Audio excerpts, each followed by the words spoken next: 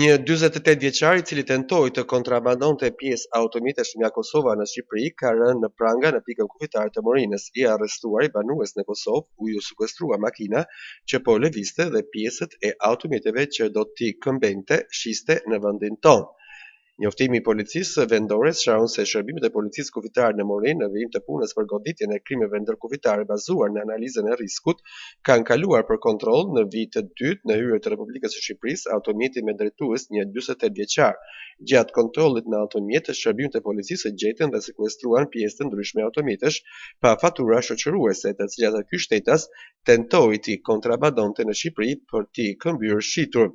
Në përfundim të veprimeve hetimore, specialistët për hetimin e krimeve të detyrisë vendore të kufirit, KUK-s arrestuan në flagrancë 48 vjeçarin banues në Kosovë për veprën penale, kontrabanda me mallra të tjera. Materialet, sipas njoftimit të policisë, ju referuan prokurisë për veprimet të mëtejshme.